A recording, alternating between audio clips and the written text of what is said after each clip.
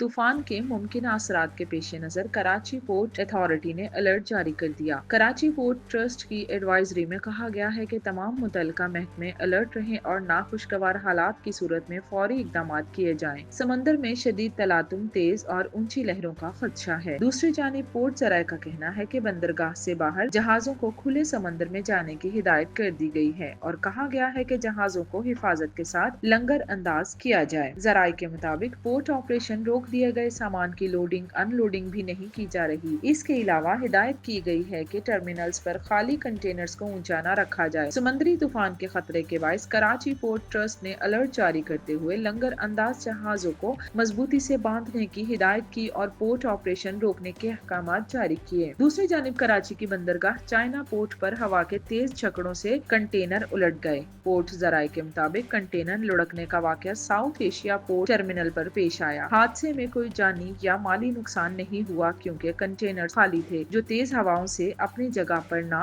रह सके।